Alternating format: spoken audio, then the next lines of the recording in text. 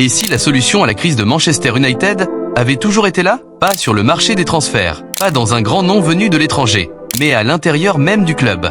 Janvier 2026, Manchester United vacille. Une saison en perdition, un entraîneur limogé, un vestiaire sous tension. Et dans l'urgence, les dirigeants se tournent vers un visage familier. Michael Carrick. En quelques semaines à peine, l'impensable se produit. Des victoires, un plan de jeu clair, une identité retrouvée. Et surtout, un Manchester United qui rejoue avec intelligence, courage et intensité. Pour comprendre comment Carrick a opéré dans cette renaissance tactique et mentale, il faut revenir sur son parcours et analyser les ajustements stratégiques clés qu'il a apportés.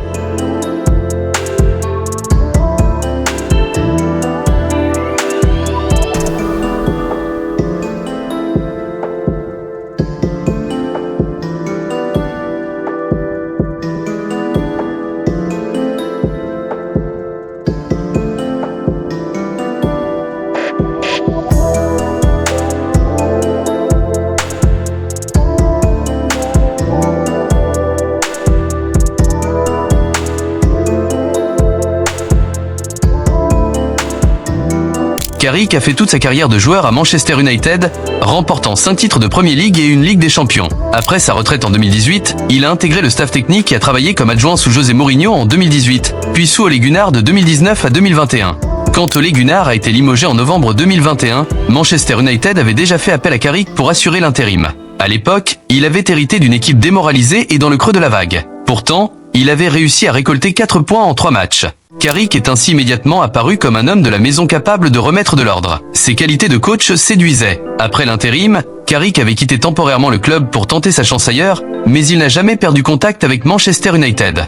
En janvier 2026, suite au limogeage surprise de l'entraîneur Ruben Amorim, les dirigeants lui ont de nouveau proposé la tête de l'équipe première. Cette fois jusqu'à la fin de la saison. Aux yeux des journaux britanniques, Carrick apparaissait comme le grand favori pour l'intérim. Il est clair qu'il incarne à la fois la continuité et l'autorité. Comme l'a résumé Wayne Rooney, son ex-coéquipier, c'est sans doute le choix le plus évident. Là où en est Manchester United en ce moment, ce n'est pas bon. Et Michael doit arriver et remettre le club sur les rails. Le très bon début de Carrick en 2026 n'est pas dû au hasard. Dès la conférence de presse d'entrée, il avait annoncé sa feuille de route avec rigueur. Aligner les joueurs dans les positions que nous estimons les plus adaptées et trouver le bon équilibre. Plutôt que de promettre des révolutions, Carrick a cherché à rétablir une base solide et à faire jouer l'équipe sur ses forces.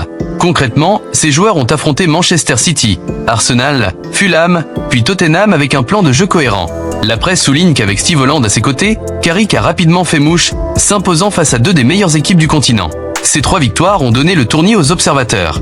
Gary Neville n'hésitait pas à déclarer que ces Red Devils avaient montré la combinaison parfaite d'intelligence et d'intensité sur le terrain. Sur le plan comptable, l'impact est net. Avec Carrick, United a engrangé 6 points en 2 matchs de Premier League, soit autant que le bilan total d'Amorim sur les 2 derniers mois. En 30 jours, la candidature de Carrick comme homme providentiel a pris des allures de certitude. Contre Tottenham, Michael Carrick a aligné Manchester United en 4-2-3-1 offensif, en reconduisant intégralement le 11 ayant battu Fulham la semaine précédente. Le dispositif comprenait 2 milieux récupérateurs devant la défense, Bruno Fernandes en meneur de jeu entre les lignes et 3 attaquants visant à percuter en transition. Dès le coup d'envoi, Carrick a insisté sur l'intensité. United a multiplié les courses rapides vers l'avant.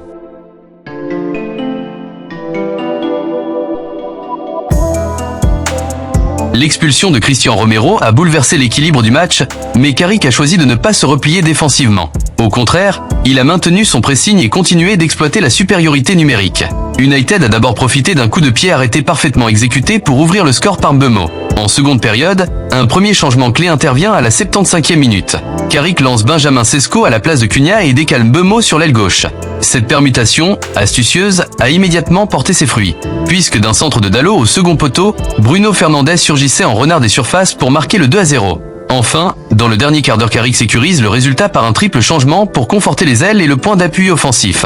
Ces mouvements ont stabilisé le score et permis de gérer les dernières minutes sans rompre le rythme de l'équipe. Le retour d'ADN opéré par Carrick repose sur plusieurs changements clés dans l'organisation de l'équipe. Les observations tactiques convergent. Il n'a pas révolutionné la structure de base, mais optimisé la manière de jouer des joueurs existants. D'entrée, il a aligné une défense à 4 et un double pivot médian fait de Casemiro et Kobbie Mainoo. Ce dispositif, résolument classique en phase de possession, vise à s'appuyer sur la prise du ballon dans l'axe. Bruno Fernandes, quant à lui, a été replacé plus haut et plus libre, dans un rôle de numéro 10 avancé, loin de l'infériorisation partagée d'autrefois, permettant aux milieux centraux de mieux ressortir le ballon. Le nouvel effectif, qui comprend désormais des joueurs comme Bryan Mbeumo et Matheus Cunha, a été redistribué pour jouer le contre-pied, avec des ailiers très ouverts qui fixent et relâchent le bloc adverse. Les orientations collectives instaurées par Carrick sont tout aussi importantes. Plutôt que d'improviser, United applique un plan de jeu structuré en plusieurs phases. Manchester United étire le bloc adverse pour créer des espaces. Les défenseurs latéraux restent bas et se servent de passes courtes pour faire circuler le ballon. Cette méthode, évoquée à la manière de Luis Enrique, permet de tirer parti du rythme et d'ouvrir des brèches plus haut sur le terrain. En clair, l'équipe commence par posséder dans ses 30 derniers mètres afin d'obliger l'adversaire à se déployer. Les milieux se rassemblent dans des petits espaces pour dominer le cœur du jeu. Carrick utilise souvent le rondeau sur une aile pour faire tourner l'adversaire sur lui-même. Dès qu'une opportunité se présente, United fonce vers l'avant. Les milieux récupèrent le ballon et transmettent immédiatement vers les flancs libres ou vers l'avant, ce qui crée un désordre momentané dans la défense adverse. Ce schéma a fait merveille contre City, où Donnarumma a tenu son équipe en vie en arrêtant de nombreuses percées lyonnaises. L'important, toujours, est de jouer avec courage et rapidité. Quand l'adversaire est replié, Carrick fait glisser son dispositif en 4-4-2 afin de préserver la solidité défensive. Les milieux se replient alors comme une deuxième paire de défenseurs, gardant un double pivot en protection des centraux. Dans ce schéma, United ne cède que peu d'espace à l'entrée de la surface adverse, obligeant l'ennemi à tenter des percées individuelles. Ces orientations tactiques servent à restaurer les vertus qui faisaient la force du Manchester United de Sir Alex Ferguson. Courage, jeu axial, relance propre. Certes, il n'y a pas là de révolution extrême par rapport à ce qui se faisait déjà, mais Carrick insuffle un dispositif stable et réfléchi. Les joueurs ont l'air plus sereins. Les statistiques confirment l'accent mis sur la possession. Carrick souhaite toujours dominer les espaces centraux avec un volume très élevé de passes courtes comme il le faisait déjà à Middlesbrough. En match, cela se traduit par une équipe qui fait peu de fautes techniques et enchaîne les séquences avec patience, jusqu'à trouver la faille. Au-delà de la tactique, Carrick a mis l'accent sur l'état d'esprit de l'équipe. Il a relancé l'idée selon laquelle jouer pour Manchester United implique d'être aventureux et courageux. Les joueurs semblent adhérer à cette nouvelle dynamique. Selon Wayne Rooney, Carrick est capable de relancer un vestiaire. Là où Manchester United en était, ce n'est pas bon, et Michael doit remettre le club sur les rails. Le capitaine des débuts. La défense centrale a retrouvé confiance dans la relance, à l'image de la superbe séquence contre Fulham qui a débouché sur un but. Au moment où s'achève cette première phase d'expérimentation, le bilan de Carrick est indéniablement positif. 4 matchs, 4 victoires, dont 2 succès retentissants contre les rivaux Citizens des Gunners. Son équipe a déjà grimpé à la 4e place de la Premier League, relançant la course au podium.